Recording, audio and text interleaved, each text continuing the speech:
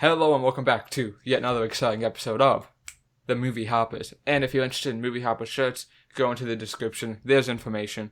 But most of you don't care about that. Most of you care about a sequel that I never thought would be possible. Have you ever seen the original Borat? Nope. Really? Yeah. So, have you ever heard of it before now? Yeah. I mean, like, I knew it was like a mockumentary type thing, but that was it. Okay, so some of this might have been a shock to you, um, but I must have watched Borat for the first time like I guess years ago, and I've been watching it at least like once or twice a year since, just because it's so good. Um, and I never thought we'd get an actual Borat sequel. I know we got Bruno, which I haven't watched. I don't know why, but I haven't watched it. But Borat, I because it made so much money and like it's a pop culture thing, so that kind of ruins the whole thing because everybody's gonna know it's Borat.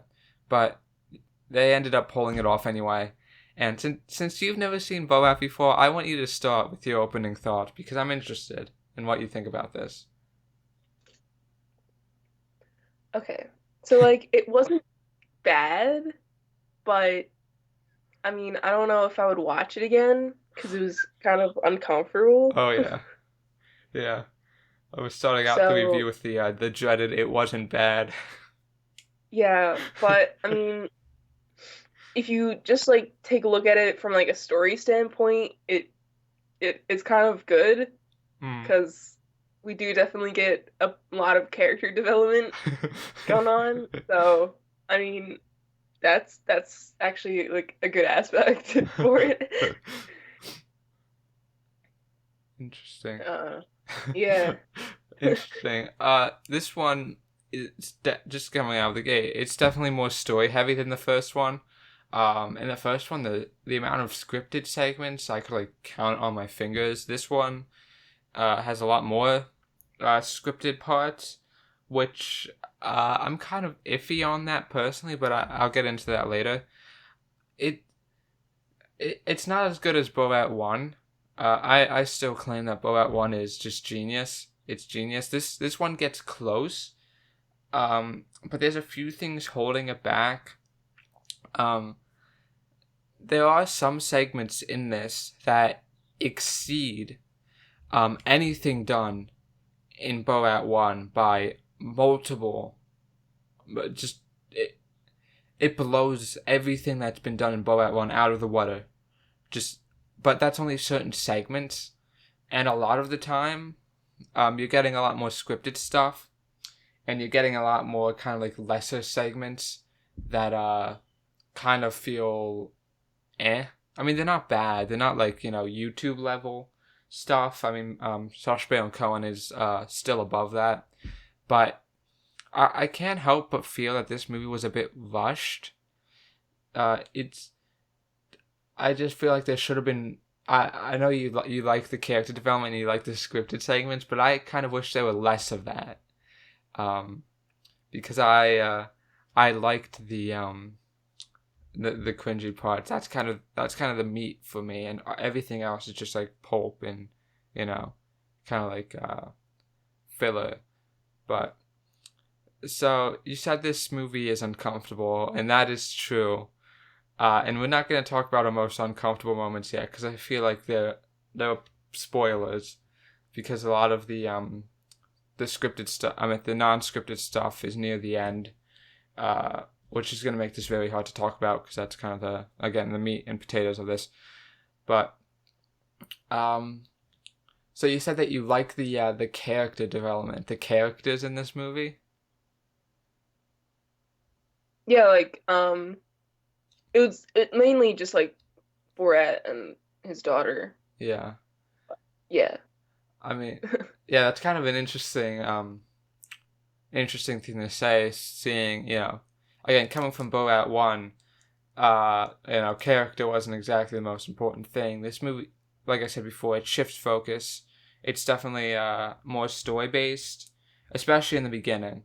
Like at the end, there was a lot of really good unscripted segments, but in the first half, it was mostly scripted. So, would you watch Borat 1 after this? Would this movie encourage you to watch Borat 1? Not really. I know it's very uncomfortable, this one. Um it Is one less uncomfortable than this one? well, the Or uncomfortableness per scene is lower, but there's more uncomfortable scenes. okay. So, this, for those who don't know, I guess I should have started out with this, but this is basically Impractical Jokers on crack. That's really I got Eric Andre vibes though. You got what vibes?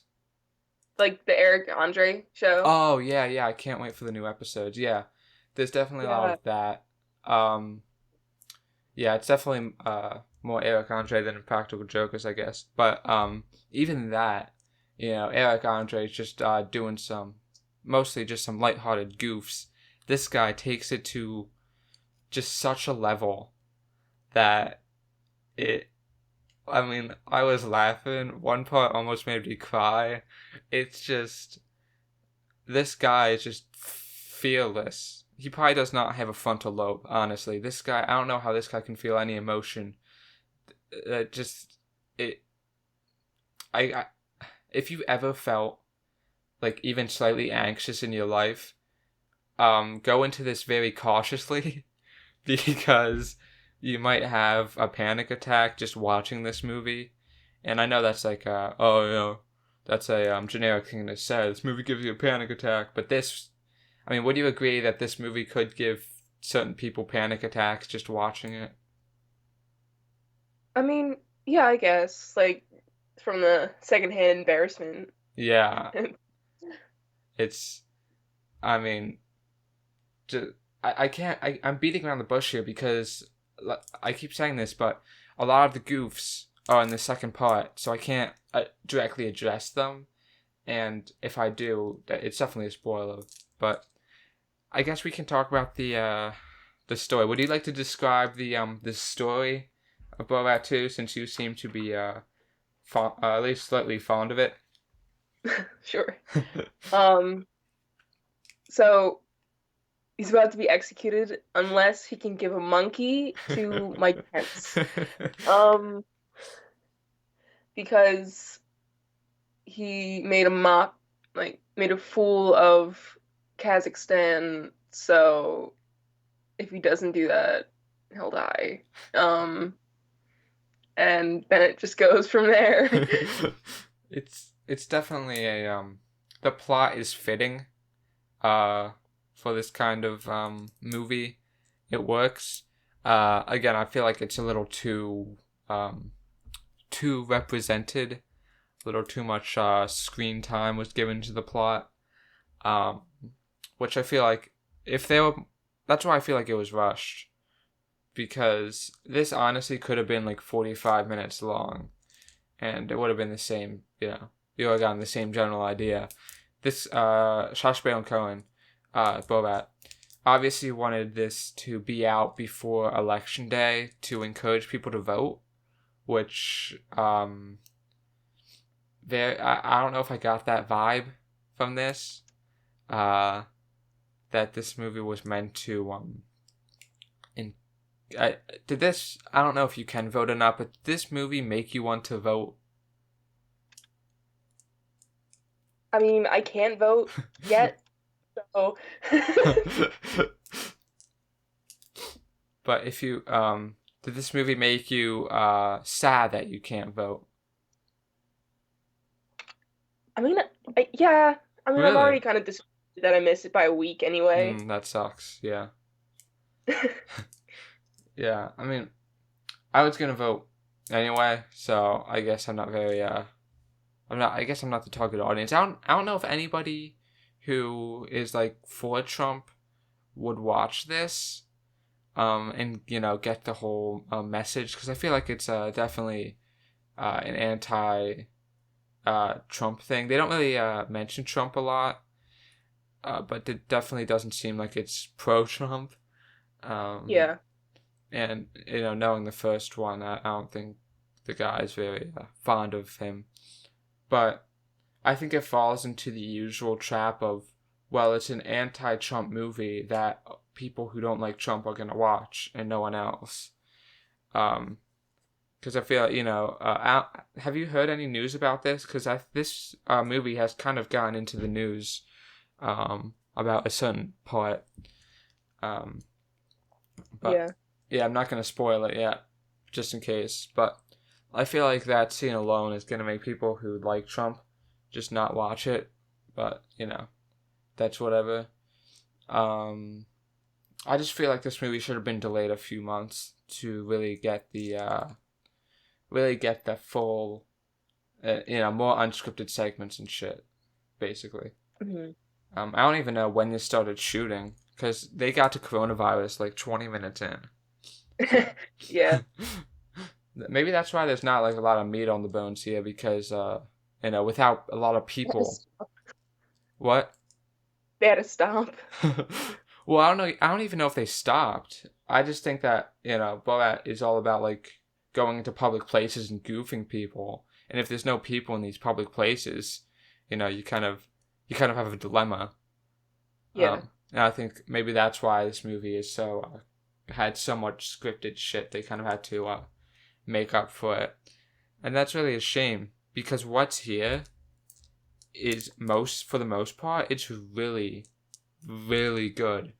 And I mean, if you didn't like Borat 1 because it was too cringy, just back away. Need not apply because this, whoa. I mean, maybe I'm just desensitized to Borat 1 because I watched it like 20 times, but oh my god. Just, I, well, I guess one other problem I had with this, and then I'll let you get into your things and then spoiler talk. But one other problem I had was sometimes it was hard to decipher what was real and what was scripted. Um, like was that woman who babysat the daughter was she real or was she just an actor? Um, I thought she would be real, but I mean, like with the car scene and Mm-hmm. like the one after where it's like that with like when COVID started, it's Yeah, like it kind of seemed like it was scripted, yeah. but yeah. That happened a few times. I can't think of any other examples, but in the other one, it was very clearly defined what was scripted and what was real. But that might be because there was mostly everything was real, so it was pretty easy. Um, But is that a good thing, is that or like compared to like the first movie, like would it be better if it was more blatant, or is it good that it was like this? I'm not sure. That's a good question. Um, but I don't know. I feel like I kind of wish I knew what was real. Like if that woman was real. Uh, just because I don't know. I feel like um, if that woman was fake, it kind of cheapens it, right? And it makes into just like another scripted segment. But if she's real, then that's like holy shit, look at all that, look at that, that's kind of cool. Um, Hmm. what do you rather it be? Would you rather it be ambiguous? Um, well, since because like I haven't seen the first one, Mm-hmm. and this is all I've had with this type of movie, but um, uh, I don't know. Like I kind of did like the mystery behind it. Huh. So, because like, oh yeah, I don't know. Because like with this, I almost feel like you shouldn't know what's real or not, Hmm. you know. But uh, yeah, I don't know. I guess this was good. In- Interesting. Yeah, I'm kind of looking for high thrills. Um, you know, and Mhm. I just I feel like if I'm wondering whether or not it's real, it kind of takes away from it, even if it is real, because it's like, well, this might not be real, so I shouldn't, invest into this fully. But I But mean, I don't really think the lady had like that much of an impact. mm, I mean, like she definitely did have like a turning point because she was like definitely a major turning point in the story. yeah, But like I don't know, even if it was scripted or not scripted, like I don't think it would really matter. yeah. I mean, yeah, she doesn't do anything like wacky, I guess. Yeah. Which I guess that's what kind of makes me wonder if it's real or not. Um, but I don't know. I just feel like if it wasn't scripted, then that would have been like really impressive, and that person was just like a really good person. And I don't know. I feel like it would add something, but that might just be me. That might just be me. Um, do you have anything you want to say about like this story before we get into the goofs? No. All I right. mean, just said that like, oh, the story's good. It doesn't mean that there's a lot of meat there, you Mm-hmm. know? Yeah. Yeah. Well, let's get into the actual the stuff. The stuffing of this whole thing. The spoilers, I guess you could say.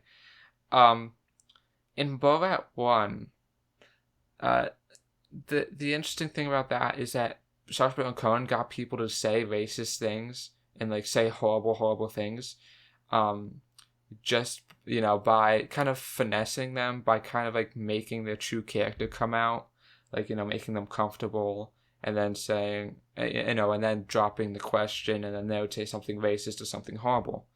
But I find in this movie that he basically just asks people to say racist things, and they just say them. And I feel like that's an interesting commentary on how we have progressed as a society since 2008 or whenever the first one came out. Um, well, no, I found that interesting, and that really stood out in the cake scene, which I thought was the first really really funny scene. Um, that she just wrote that on the cake, and Yeah. unflinchingly just did it. That was like one thing that I'm like, this can't be real. This can't be real. I'm pretty sure Like that part was why real. would you do that? You know? Like you really just did that. I, I would. I'm Like she had to be paid extra, you know? No. I think she actually did that. I think. Um. I feel like this is that's the type of thing that isn't faked in this movie in Borat 1. Like the actual like Borat doesn't fake cringe. All the cringe is naturally grown, no GMOs. It's organic. I feel like that's real, and that kind of makes it more I just can't believe she didn't even flinch. Yeah. She just did it. And Like, she does people do this, but they can't let gay people have a cake. I know. I know. I think that was kind of the commentary he was trying to make. Yeah. And now why he just explicitly went for the cake. Um but that is just the tip of the iceberg. It should be noted also before we get into the rest of this that Sacha Baron Cohen is Jewish. I feel like that's important. Did you know that before now? Yeah, I think I did. Okay, because I feel like he gets kind of a free pass on some things. Um, like the scene that almost made me cry, the synagogue scene. Oh, that was um.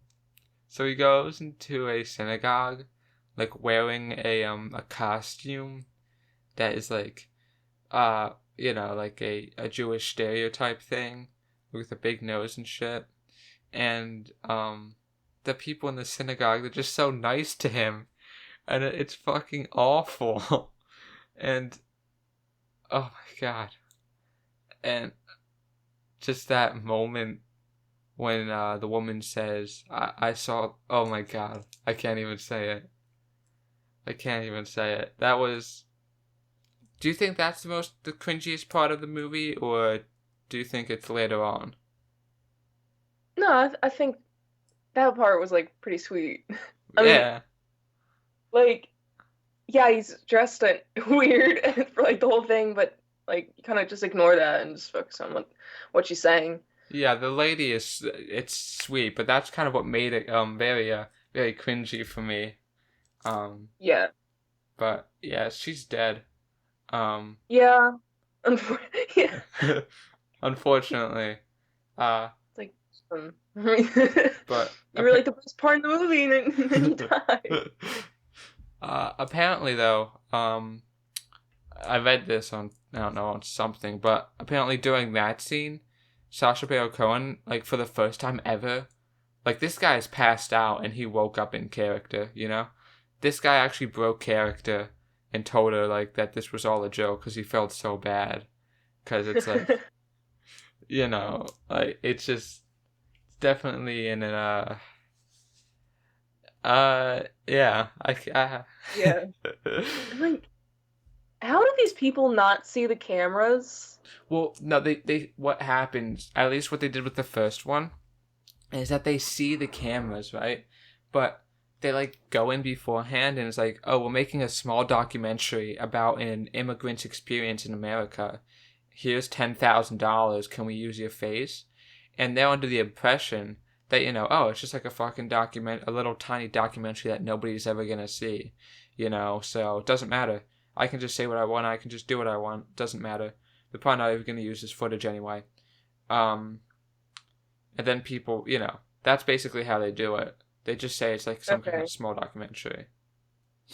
So, so wait, on the whole movie, you thought that like, um, all Oh, the well, I wasn't sure. I'm like, how, like, what do they, like, do they not know? Or like, do they, like they obviously have to let them know that they want to use their face. yeah, But I'm like, I'm like, then, like, how would they know this was for like a movie?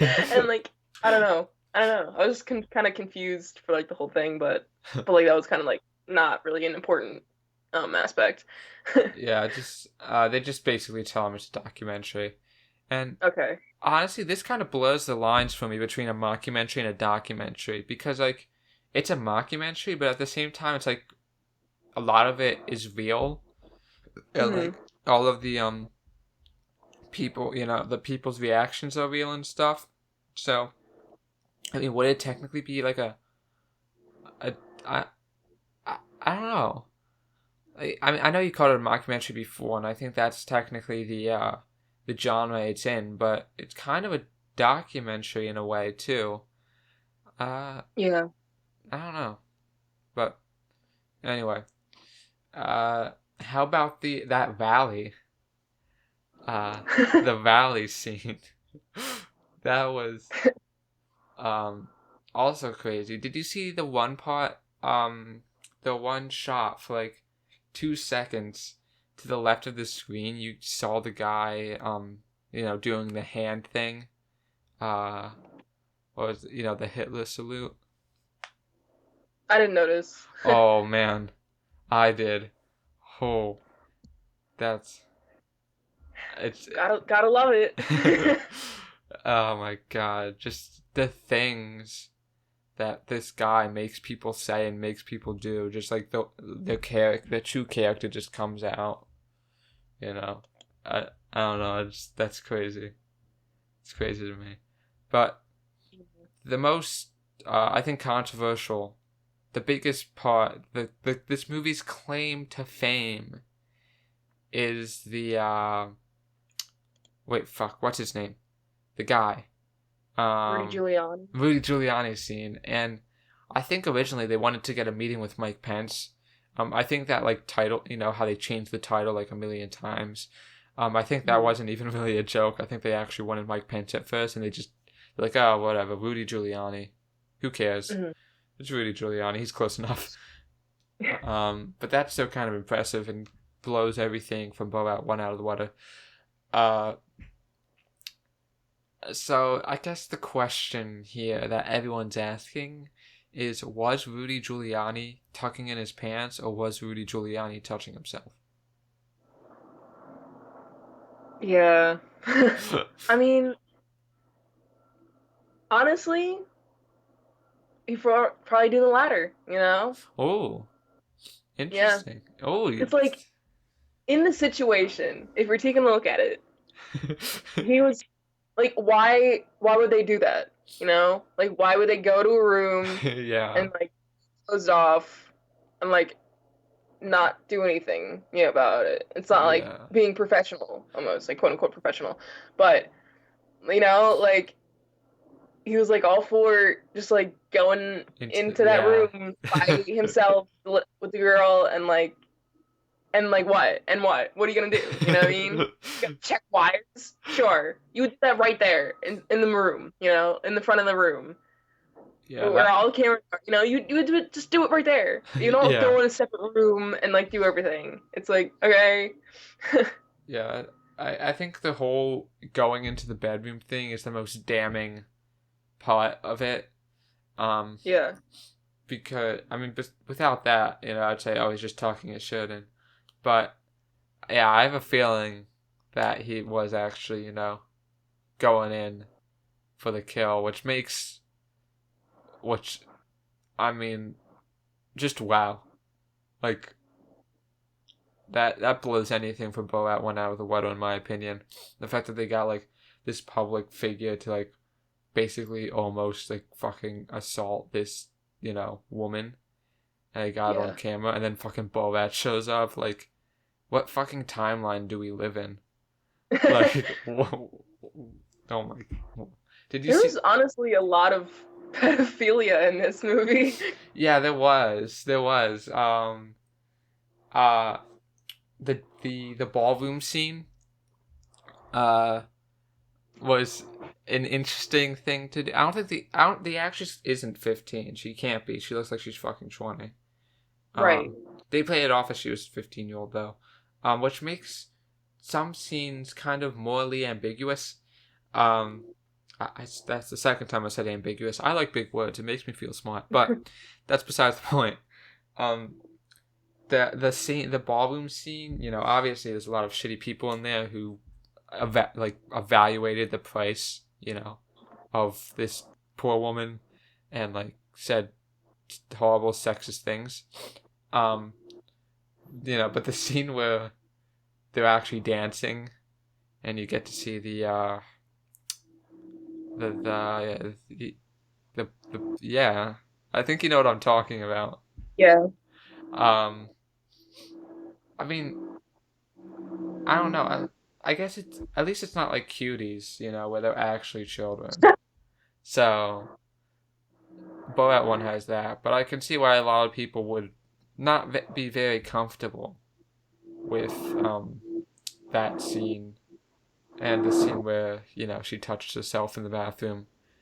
Um, very interesting for a character who's supposed to be 15, but at least she's not, so that's good. That's good. Yeah. Um, that's always a plus. Um, but yeah, I mean, what is that in the background? Oh, my mom's probably fucking vacuuming. Hold on. It's whatever. I mean, I'll be right back. all right, all right. So, how's your day going, guys? Has anybody even listened this far? If you listen this far, text me. If like you know me and you've listened this far, text me the word face. Just face. No context. I know what face. I'll know what it means. I just want to know. I just want to know. Text the word face to me. And if you don't know me, put it in the comments if you're watching on YouTube, and if you're watching on Spotify, well, I guess you just boned. Huh? But yeah. So, the word face. I just want to do a little bit of an experiment, see how far people are watching. All right. Alright. Um, Also, if you get a message, I to fill space, I basically just said if you've watched this far, text one of us the word face. So if you get a text message that's the word face, that means that they watched this far. I just want to see what happens. Anyway, so yeah, the fact that the character was 15 was definitely interesting, but I feel like they kind of had. I don't know. Do you feel like that's wrong that the character was 15? No, I Really? mean, um, because it definitely shows like all like that's like the aspect they were going for, and Mm-hmm. that's like it brings out like the creepiness of everyone that they interview and whatever, Yeah. and like all the people Yeah. that are in it. It's like, oh yeah, you're actually like a massive creep because you're saying these things about a 15-year-old, Yeah. and that I think that's what he was going for, like Borat was going for. Yeah. This movie is definitely. The last one was, I think, more focused. It had like more of a wide focus. There were parts about racism, homophobia, sexism. This movie, I feel like, especially from a story standpoint, is laser focused on sexism in America.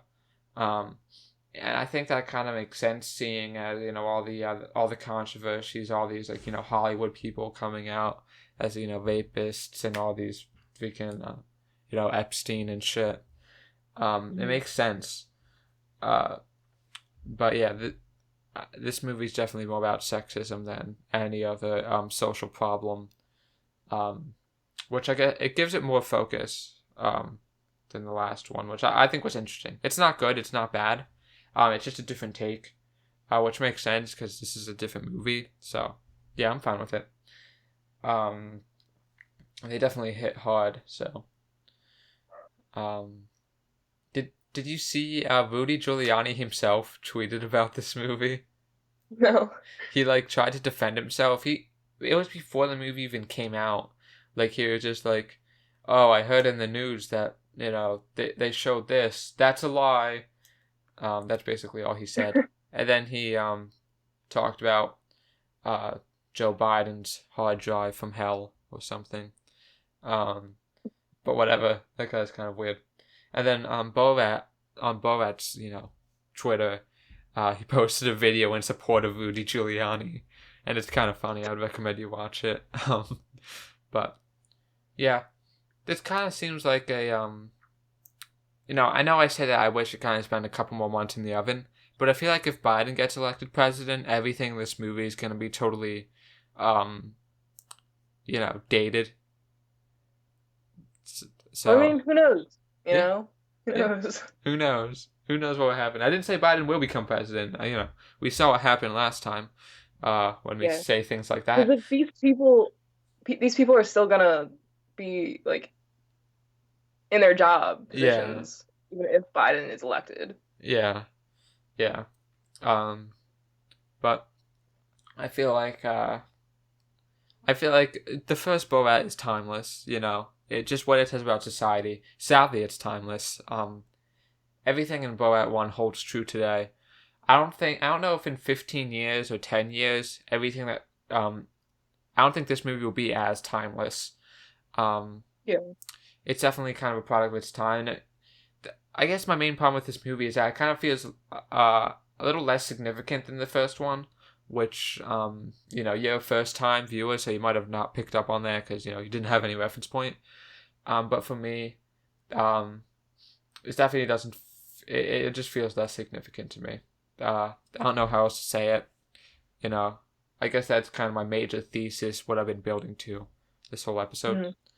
Um, but if you, I don't know. I mean, yeah, I can see that. Like, because like everyone talks about like how great Borat one was, and Mhm. like how it's like, oh, it's like amazing, it's such a cultural icon type thing. And then it's like, all right, if you're talking that big about it, then like yeah, it's probably pretty significant. But Mhm. then this one is like kind of just um very heavily based in the current election. Yeah. I mean, this is really. I think this is a really good movie, maybe even great. But it feels like a TV special in terms of scope sometimes. Uh, which I mean, I guess that's not the worst thing. I mean, it's still a good movie, but again, uh, I just time was working against it. Coronavirus definitely didn't help things, and yeah, this is what we got. And if you're a fan of the original Borat, you know what, you're gonna like this. You are. But weather the storm. If you don't like the first half, that's fine. Keep watching, keep trucking on, because the second half, that's gonna get you. That's gonna get you real good. Um, Kind of a good movie to watch, right? I mean, I watched this almost right after I saw the second debate. Um, it's kind of a good movie for that, I guess. Did you watch any of the debates? I got pieces. Yeah. I remember. Just sidetrack. This is a political movie, so kind of works. But you know the whole fiasco about the first debate, right? Yeah. Well, during the first one, like me and the just calling the boys, we were chatting up a storm in the group chat, like, oh my god, look at this, look at this, look at this, and it was hilarious. It was funny, really funny. But in the second debate, the second debate was a lot more civilized, and it was a lot more, actually good. And the people An in the actual debate. yeah, they actually talked about things. Um, thanks to the mute button. Um, but and people in the group chat were like, "This is boring. I went to sleep." Like, you're complaining that a debate against two of like some of the most powerful people in the world, you're complaining that it wasn't funny enough. Like, I don't know. I just think that's crazy. Um, but hey, if you want political commentary that is funny, blow that too. There we go. But I don't know. Yeah. I just found that crazy that people were complaining that the second debate wasn't funny enough. Like, that's a good thing. Like, Like they're not supposed to be funny. They're yeah, supposed to give the views of the candidates, so yeah, you know who to vote for.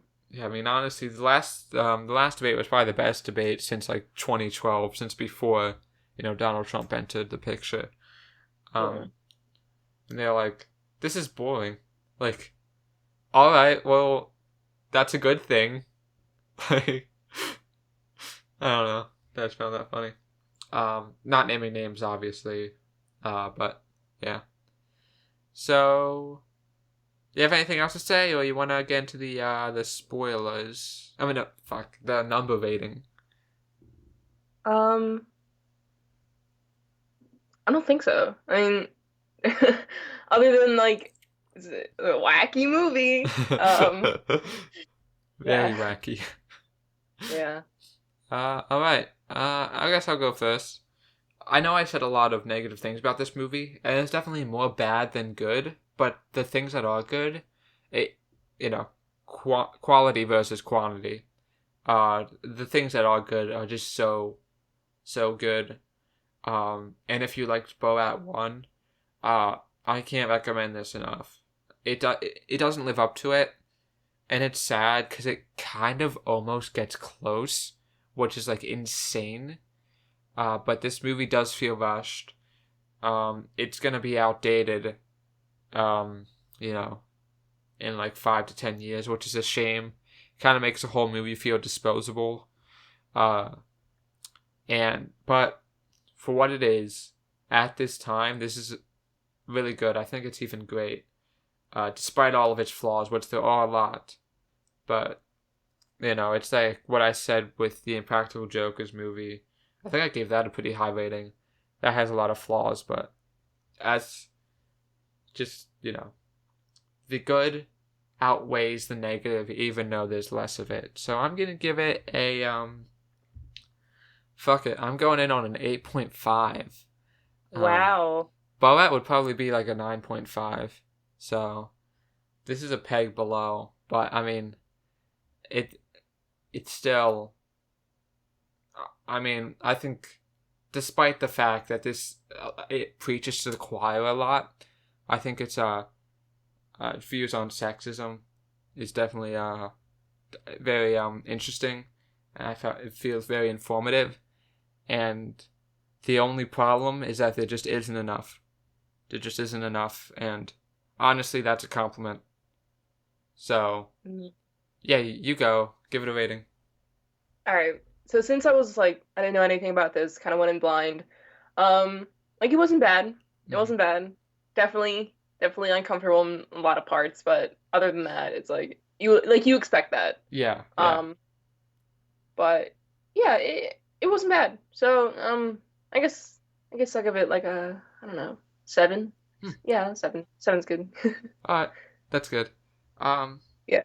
yeah. I mean, again, if you like Borat, watch it. If you are not, if you do not handle secondhand embarrassment well, um, yeah, no, please don't. Um, but yeah. So good movie.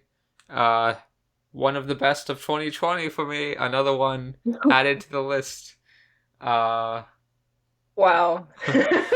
yeah, Like, what is this? A second one? Second good movie? yeah. This After the freaking Pepe movie. Um, this is yeah. truly disappointing. An 8.5 out of 10 might be the second best movie of the year for me. Um, but we'll see what happens. Hey, you know, there are movies coming out, like, um, The Croods 2. Tickets are already out. That's Yeah. Tenant. That's chicken shit. The Croods 2 is bringing back the cinema. Fucking Tenant was just an Yeah. appetizer. Honestly. Fucking, I don't know. But yeah, I don't know. Next week, a movie called Come Play is coming out. I don't even fucking know. Whatever. We'll find some. It's coming out. um, whatever. We'll find something to review. Thank you guys for watching and goodbye. See ya.